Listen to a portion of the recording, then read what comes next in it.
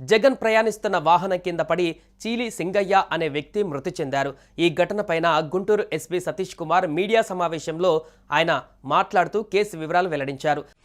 AP 26CE001 అనే Tata safari vehicle, అది convoy వాహనం కాదు, ఒక ప్రైవేట్ వెహికల్.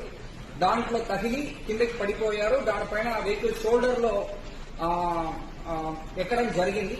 దాని తర్వాత ఆ పర్టికులర్ చెల్లి సింగయ్య అనే వ్యక్తిని సైడ్ లో పెట్టడం జరిగింది. ఎవరు కూడా వాళ్ళని మళ్ళీ పట్టించుకోవట్లేదు. తర్వాత మన highway petrol police ASI Rajasekhar గారికి 108కి కాల్ చేస్తూ వాళ్ళని అంబులెన్స్ లో పెట్టి జీజీహెచ్ గుంటూరుకి తరలించడం జరిగింది. అనంతరం మృతురాలి భార్య లూర్దు మేరీ ఇచ్చిన ఫిర్యాదు మేరకు పోలీసులు కేసు నమోదు చేశారు. ఈ కేసులో కొత్తగా జగన్ పైన బిఎన్ఎస్లోని సెక్షన్లు 105, 49లను చేర్చారు. అయితే పోలీసుల విచారణలో తాజాగా బయటపడిన సీసీటీవీ ఫుటేజ్, డ్రోన్ విజువల్స్, ప్రత్యక్ష సాక్షుల వాంగ్మూలాలను పరిశీలించిన అనంతరం పోలీసులు ఈ ఘటనను ఊహాపూరిత హత్యగా పరిగణిస్తున్నట్లుగా తెలుస్తోంది. అయితే ఈ సెక్షన్ ప్రకారం నేరం రుజువైతే ఎలాంటి శిక్ష పడవచ్చని అంతా చర్చించుకుంటున్నారు. నిజానికి ఈ కేసును నాన్ బెయిలబుల్ నేరంగా పరిగణించి నేరం రుజువైతే నిందితులకు జీవిత ఖైదుతో పాటు 5 నుంచి 10 ఏళ్ల శిక్ష విధించే అవకాశం ఉందని తెలుస్తోంది.